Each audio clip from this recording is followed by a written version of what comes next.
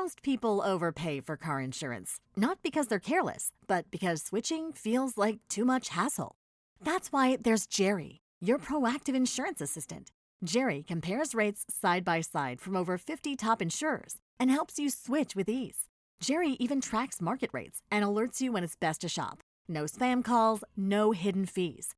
Drivers who save with Jerry could save over $1,300 a year. Switch with confidence. Download the Jerry app or visit jerry.ai/Libsyn today. That's JERRY.ai/LIBSYN.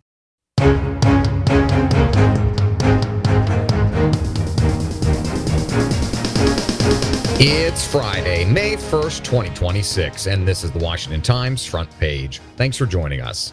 I'm George Gerbo. The Department of Homeland Security is fully funded for the first time in 2.5 months. Lindsay McPherson reports the House passed a bill to fund most of the department's agencies by voice vote, which was signed soon after by the president. The 76-day lapse in appropriations ended just before DHS employees would have missed another paycheck on Friday.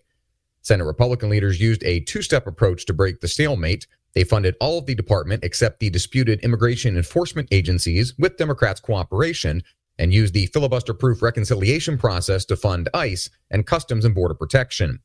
The House initially amended the Senate's partial funding bill with a short-term stopgap to fund the entire department, but the Senate rejected that amendment and passed the measure again. House Republicans then held it up for the last few weeks until this voice vote. U.S. officials insist economic pressure from a naval blockade will force Iran to reopen the Strait of Hormuz, the closure of which has driven up energy prices over the past 2 months. Vaughn Conkane, Lindsay McPherson, and Tom Howell report National Economic Council Director Kevin Hassett says Iran is buckling from its inability to ship oil and other vital goods because of the blockade, which the Trump administration says has stopped any vessel from entering or exiting Iranian ports. President Trump launched the blockade in April in response to Iran's own blockade of the critical strait, which it has largely kept in place since the war began in late February. Publicly, Iran has maintained a defiant posture this week, insisting a U.S. strategy focused on aggressive coercion is designed to fail. The military strikes and blockade have not yet resulted in a deal. A group of Senate Republicans, led by Alaska Senator Lisa Murkowski, is drafting an authorization for use of military force against Iran to ensure the conflict doesn't devolve into a never-ending war. Murkowski said she'd introduce it when the Senate returns from recess the week of May 11th if the administration doesn't present a plan. In Maine, Governor Janet Mills' exit from the U.S. Senate race has handed Senate Minority Leader Chuck Schumer another public defeat, sharpening doubts about his hold on Senate Democratic leadership. Seth MacLachlan reports Mills' departure also underscores a deeper problem. The candidate Schumer tried to sideline, Graham Plattner, has become the party's strongest contender.